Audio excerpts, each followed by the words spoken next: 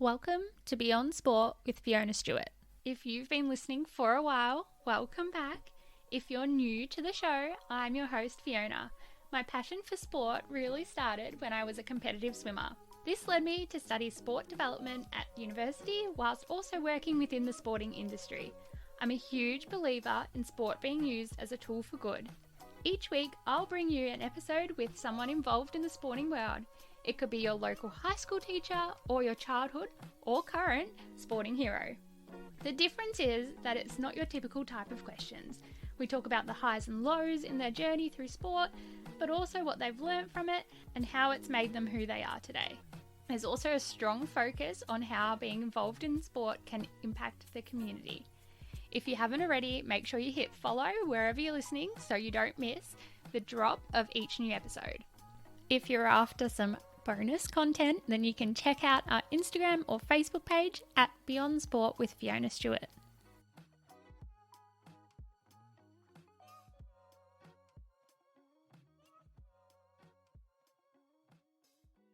Welcome to part 2 of my chat with Alana Baldi. If you haven't listened to part 1, hit pause now and go and listen. You'll get to hear about Alana's journey in sport and how she got involved into volunteering. In this episode, Alana opens up and shares the lessons that sport has taught her and gives us an insight into the difference sport can make as a tool for social inclusion and where she sees it in the future. She also opens up about the importance of sport and mental health. That's enough from me. Let's hear from Alana. Is there a lesson that you've learnt along the way that you want to share? It's a big, hard question.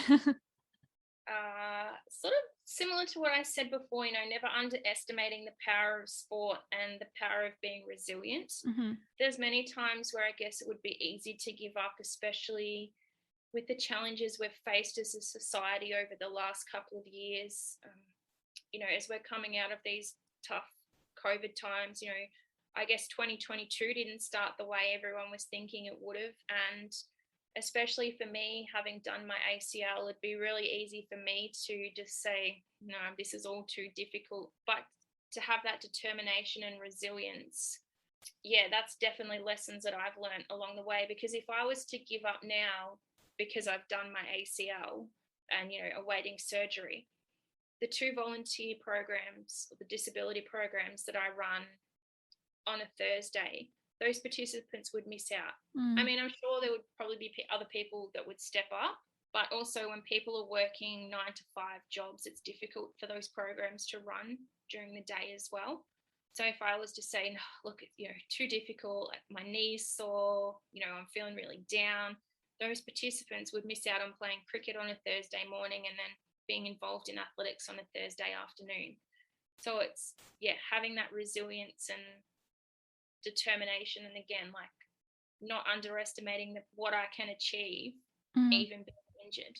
Yeah, and when you're saying that, I'm thinking, there's been times where I've been injured as a swimmer, or I've done it in swimming, and I had swim teaching things to do, or like I was coaching. I remember coaching with a broken elbow in a sling. That was fun, but like, if I didn't show up to that class, then it could have been cancelled and that group of kids would miss out. And like things like that, it's like, well, there's so much, like, yes, I can feel sorry for myself because I can't physically swim, or I can get up and go do it anyway and help these kids and show that, I guess it's like lead by example. Like, yes, I'm injured, but I still love this sport. I'm still here for you. I'm still, involved, and being able to do that. Like, it's tough at the time. Like, there's certainly been times where I've been in tears and frustrated because I couldn't even demonstrate an activity properly because I couldn't move. Yeah, absolutely. And I can relate to that firsthand because I'm in that exact same position at the moment where I can't demonstrate a lot of things. Mm-hmm.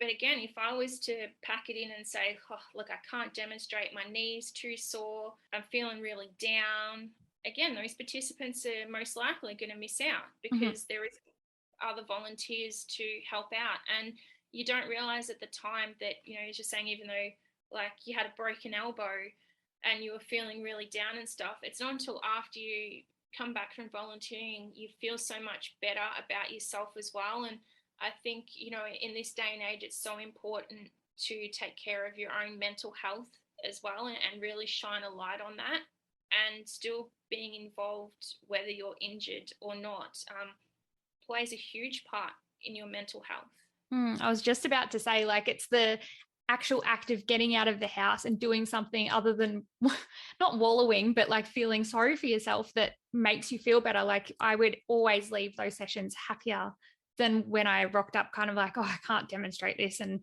feeling a little bit frustrated of all the things. I had to get my mum to put my hair up or something. Yeah, absolutely. And I was like that last week. Just in the last week or so, I've transitioned completely off crutches, and I've probably felt the most pain in my knee that I have in the whole 8 or 9 weeks since rupturing my ACL.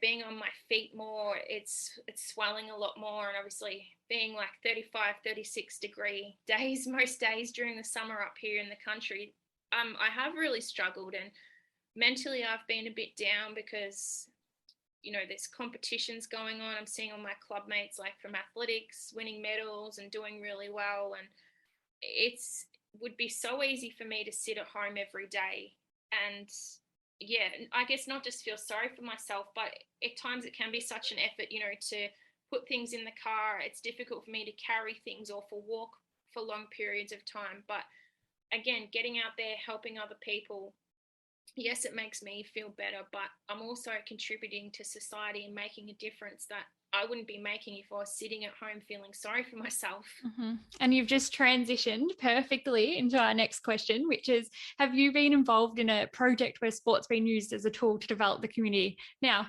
you've been involved in so many projects where it's been used as a tool, but is there one that like really, really stands out to you?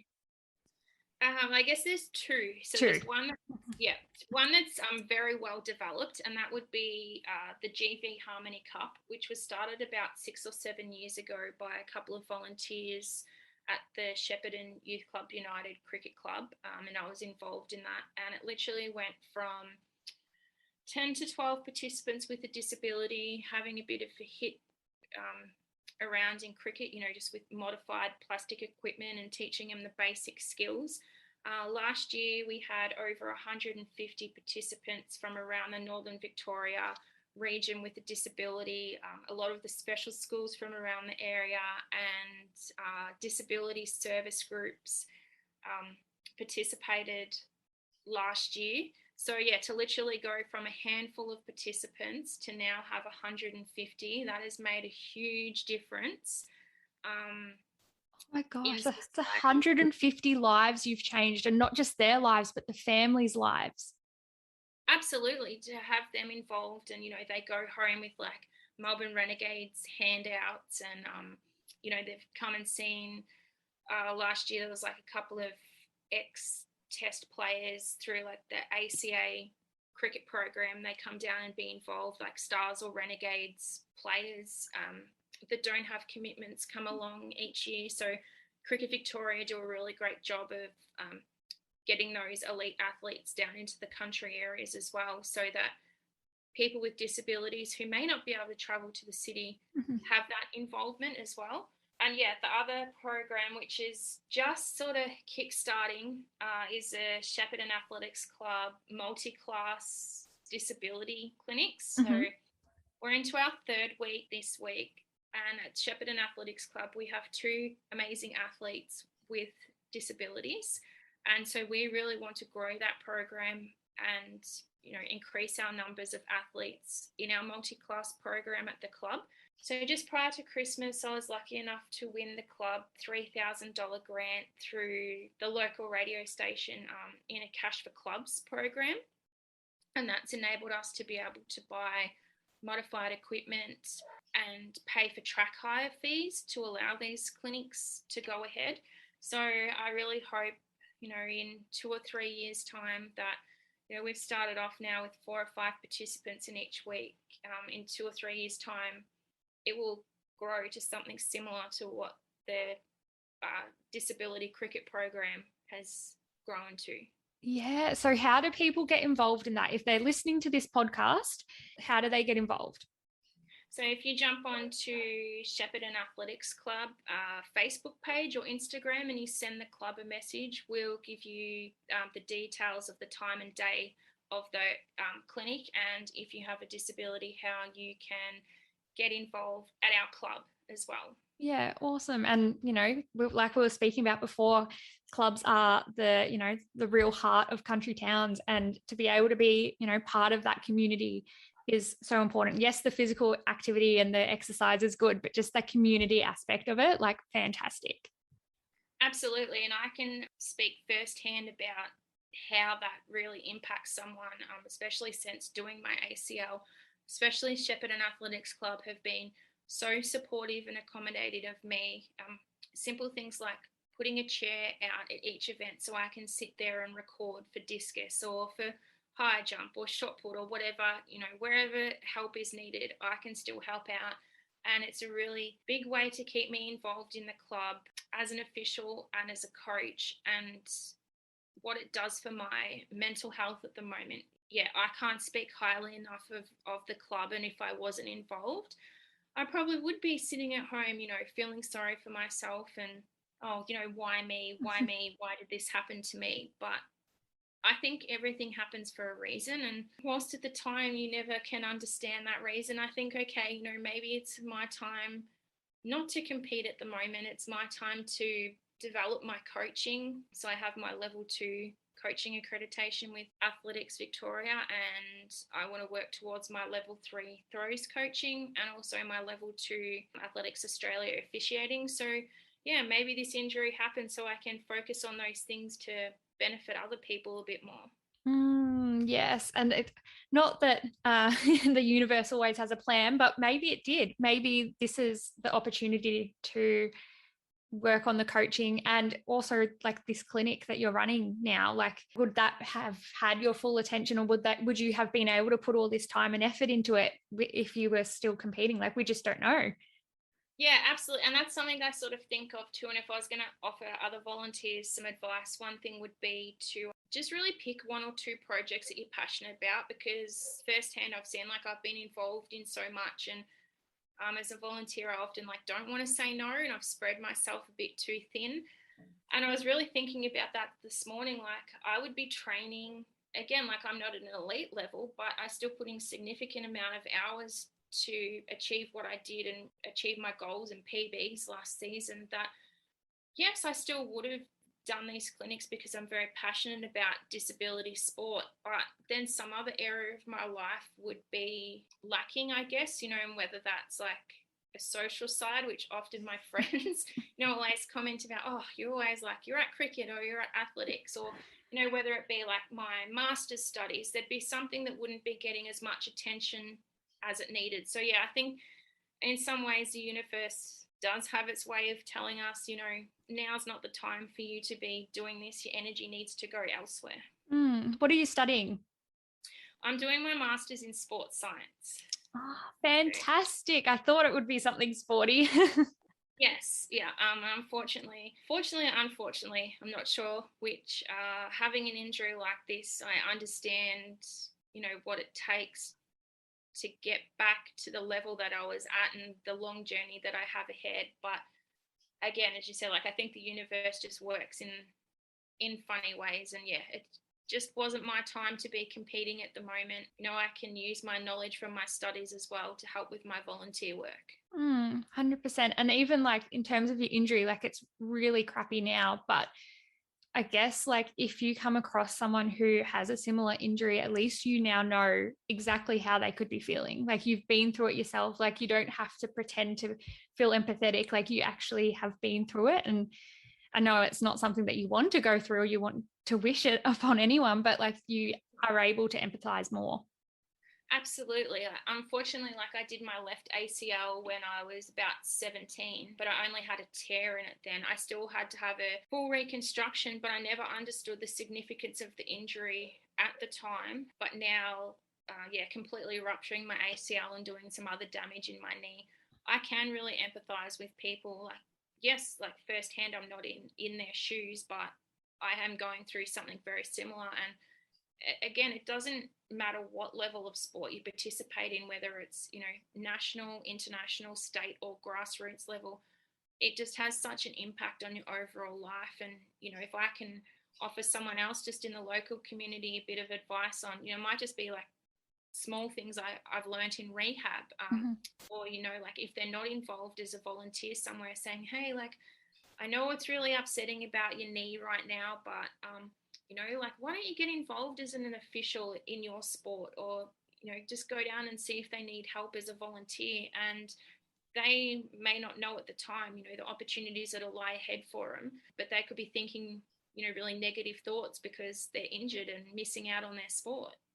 And there's so many other roles to sport than just like the player or the participant. And like, that's what I found through coaching. I did a little bit of like a technical official training for swimming, but I didn't, like you, I didn't go down that path too far. Even like the admin and like being on the board of clubs and stuff, like there's so many little behind the scenes things that you can do to be involved in the sport without actually playing it yourself. Absolutely. And myself and one of my friends at Shepparton Athletics Club, and she's a secretary of our club, we both have the goal of wanting to be officials at the Olympics when Brisbane hosts them. And she always says, like, her goal is to actually rake the sandpit for the long jump for the Olympics. And, you know, because we're not going to go to the Olympics as athletes, to still be involved in an Olympic Games would just be absolutely amazing. They couldn't go ahead without people doing those roles anyway. That's right. And people might think that sounds really silly, but like, I would absolutely love to go to the Olympics in Brisbane as a volunteer and retrieve the discuses or hammer throws or shot puts. And, you know, people thinking like, why would you want to do that? Well, I'm not going to get there as an athlete, but I want to be involved. And you're getting what I think the best seats in the house, being out in an arena, rubbing shoulders with elite athletes. And it's just the connections that you make along the way. You never know who you're going to meet there, and then the opportunities that'll come from that as well. I think, yeah, people really underestimate the power of volunteering. And how small the sporting world actually is. Like, you don't actually realize, and I probably was a little bit, I knew how small like the swimming world was, because I'm like, oh, you know, there's like 3 connections and you're at Ian Thorpe or something. But like how small the whole sporting world is, I'm sure you've worked it out a little bit now. Like, it's just like, oh, well, like I could speak to this person who's related to this person who's best friends with the CEO of Tennis Australia or something. Absolutely. And yeah, I've been really lucky along the way to make friendships with people who, yeah, are elite athletes or work in elite sporting industries. And they're a wealth of knowledge and connections. And, you know, then you can pass on that wealth and knowledge to somebody who's just starting out as, yeah, an official or volunteer. It's what, yeah, I just say never underestimate the power of being a volunteer, because honestly, it's given me so much more in life than my own athletics ever could. Oh, I always do like a little pull quote, and that is yours. I've just found it. So we were speaking a little bit before about like the future of sport. It's a very, very big question, and I've left it open for a reason, because I want different perspectives. But where do you see the future of sport? So I know sport is a vehicle for change in society, but I think now more so than ever, like we were talking about before, I really see the future of sport being a more active and important vehicle for change, for gender equality, for more diversity in society, for being more inclusive, for people with a disability, for our Indigenous community, also for the LGBTIQ plus community. And I think that's all thanks to like the people such as Dylan Alcott, Ash Gardner, Ash Barty, Jared Clifford in athletics, being a very passionate Melbourne supporter like Ben Brown and Neville Jetta do an amazing amount of work, you know, using their platform as professional footballers to really advocate for inclusion in society for the groups that they're passionate about. I think, you know, with the power of social media now and things like your podcasts, to raise awareness, and the broadcasts of women's sport and disability sport in TV. So I see that, yeah, going into the future, more sport will continue to be a real driver for change in our society. And I also think that sport will become an even more important part of people's mental health and helping raise conversations and bringing awareness to our mental health, because as we all know, it's sort of been a bit of a stigma around talking about mental health.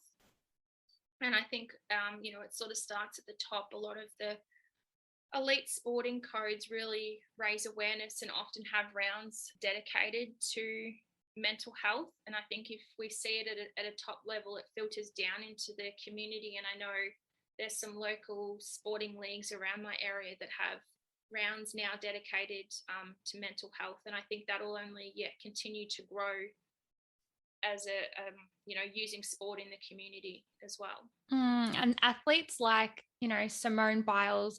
I even read somewhere, I think it was this morning, that Ash Barty took a year off for her mental health from tennis. And like athletes at that elite level, putting their mental health first and their sport second. Like I think that also helps like go, oh, well, like this technically is their job, but they're still putting their mental health first. They're still prioritizing their well-being overall before, a performance, really. Absolutely. A sports performance. And you see the pressure that was on Simone Biles going into Tokyo. Everyone expected her to become one of the greatest Olympians ever and to win gold in every single one of her events. But she stopped and put her own mental health before a gold medal. And I think to have done it at such a significant event, and, for the media to go, oh, wow, hang on a minute, like she's not competing in an event because she wants to prioritize her mental health. I think that's huge. And to see those elite sports people do that, to have it on TV and over social media, again, it filters down to community sport, which I think is really important because, again, going back to my point before, it doesn't matter what level of sport you compete at, your mental health has to be such a priority. Mm-hmm.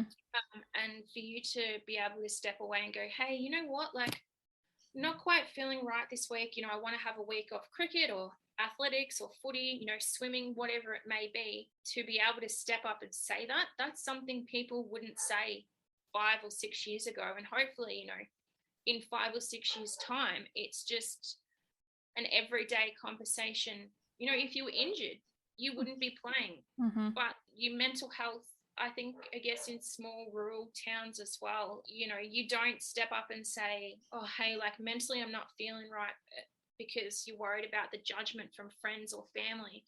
So yeah, I really hope, and I do see sport playing a big part in changing perspectives of not just mental health, but lots of different health areas in our community. And like even evolving that to the next level, like being able to say, hey, I'm not feeling great today or this week or whatever, I'm going to schedule in a mental health day from work, for example, which I've done a few of. Like if my team listening, they're like, oh yeah, when Fiona's on the verge of a little breakdown, I schedule someone to cover my shift at work so I don't then get physically sick. And I'm like, okay, it's like I'm just having a day off. I'm doing nothing. I'm spending the day in my pajamas and it's for my mental health. And I might not tell my boss that I'm having a mental health day. My team do a fantastic job of like stepping up and being able to, make sure that I get that day off. And I do the same for them. Last year we had 7 weeks of like really intense COVID restricted swimming lessons. And I think most of my team had one day. I gave them one day. I'm like, all right, let's schedule it in. If you need a day off, I'll get your shift covered. I don't care what the reason's for. Like I think one of my teachers even went to rural Victoria to see their grandkids because that was what they needed to get through. And I was like, yep, let's do it. Like, I don't care what it's for. I just want you guys well. I can absolutely relate with that. And it's something that I know, even personally, I haven't spoken much about. Very, very close friends. And I'm talking, maybe only like 3 or 4 friends know that. So 3 years ago, I was diagnosed with anxiety and PTSD. And, I hope that by even speaking about it on this podcast that people may not know me, but being open enough to say, I have been diagnosed with anxiety and PTSD, and 3 years on, I recognize the signs of, when I need time out, when I need a mental health day.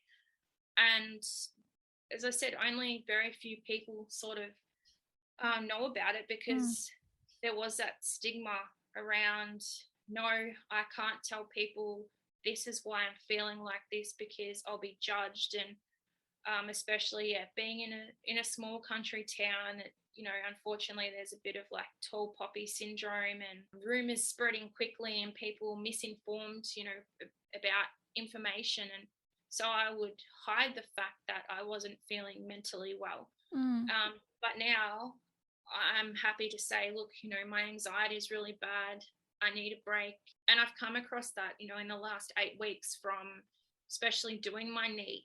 And that's why I say, like, I can't thank the Shepparton Athletics Club enough for the role that they've played in, especially my mental health the last, 8 weeks since being injured, because to go down to the club every week and to be included, I need that. I need that for my mental health. Because, there are days where I just need a bit of time out, and I go sit outside with my dogs or, play with my dogs and just have that time out. I'll put my phone on, like, do not disturb. And I really hope that, said even somebody listening to this podcast who doesn't know me and probably will never meet me, just to hear someone speak out about it and go, you know what, hey, it's actually okay to say, yeah, I have PTSD, I have anxiety, to speak about it in a normal conversation, just in the same way as I go, hey, you know what, like, I've ruptured my ACL. Why are the two spoken about on such different levels?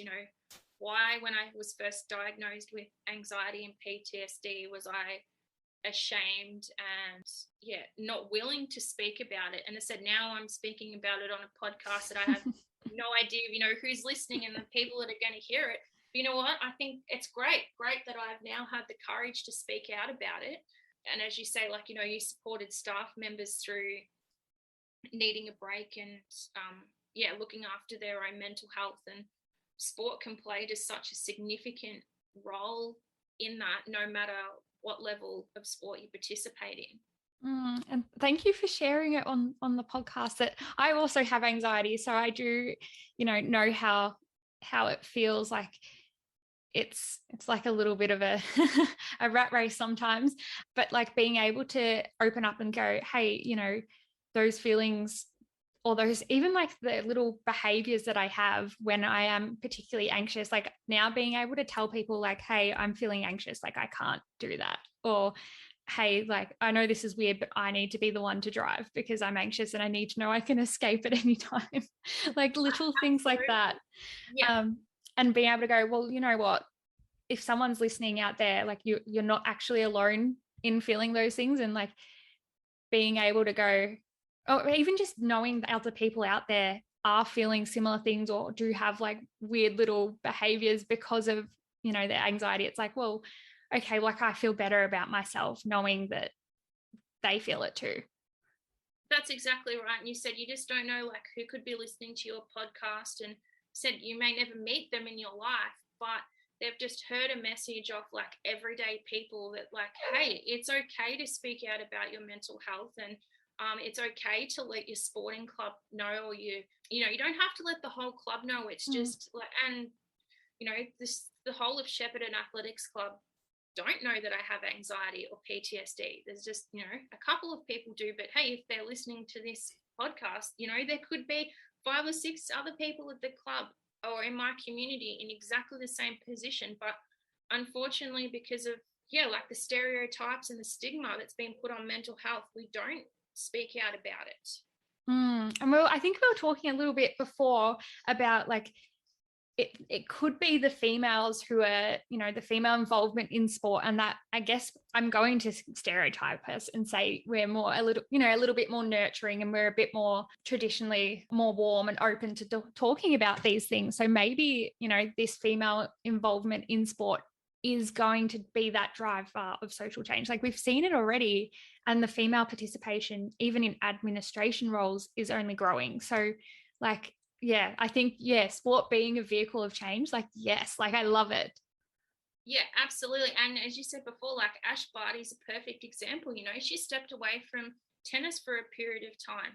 And at that time, if you said to her, you were going to be a 3-time Grand Slam champion on 3 different surfaces, she probably would never have believed you. But she needed to do what was best for her. And she'll look back on that now and say, she probably wishes she might have done that earlier. Like, we don't know. But it's a really good example that we can all use and look at that and look at her as an example and say, hey, it's okay to say, hey, I'm not okay. I need some time out. I can't play sport this week. I need a week off work to focus on my mental health. And yeah, if we can continue to drive that in society and use sport as a vehicle to do that, I think, yeah, we'll definitely be in a much better place. Yeah, I think it's an exciting time. Like, I know things have been a little bit uneasy the last few years, and I was really hoping 2022 would not start off with me in isolation with COVID, but that's what happened. But like the fact that we can use sport as a tool, and I guess that's why I started this podcast. It was like, well, I have nothing else to be able to impact the community, so I'm going to use talking about sport to get my message across. Like, we couldn't play sport at that point. We were locked in our 5 kilometers. So yeah, I guess, yeah, it being a tool in the toolbox, then 100%. Absolutely. You've had guests, like Isis Holt on the podcast before, and you're able to advocate for disability sport through your podcast by having her on and hearing about her experiences. And then somebody else with a disability may be listening and thinking, hey, okay, like I've learned something from her and I can take that back to my own community. And that's ways, that they can get involved in sport, and hearing and seeing that they've got role models to look up to. So yeah, you've done a really good thing I really enjoy listening to your podcasts every time they come out. And I think what is really great about them is that you have such diversity as well. We were talking about before, like you don't just focus on elite athletes. You speak to all different people in all different aspects of sport, whether it be competition, administration, volunteering. And yeah, I think that's a really good thing that you're not focusing on one particular category of people. Oh, thank you so much. And thank you for coming on. Like, you're a listener turned guest, and it's just, yeah, it's honestly been a pleasure to have you on and speak to you today, and, get to know you and everything that you've done for sport and for your community, because like, I think what you're doing is so, so important, and the change that you're making, and even like think about the people that you're impacting who then can impact other people. Like, it's huge. Thank you. Yeah, I guess at the time you don't think about the significance of it, but then as time goes by and you see the evolutions of the different programs and things that I volunteer in, you really see the changes that you can make. And as I said, like being injured myself now, still knowing there's a way that I can feel really included in society. I think, that's a really important aspect to highlight, that volunteering can just present so many different opportunities. Yeah, there's definitely more roles than just playing the sport, 100%. Well, thank you again, Alana. Thank you.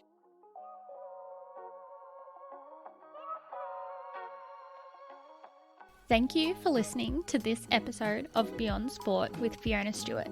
This is a completely independent podcast that has been created to share the journey and lessons of top-level sporting professionals, but also your everyday lover of sport. If you liked this podcast, I'd really appreciate if you could leave a review and share it with someone who you think would also enjoy it. Until next time.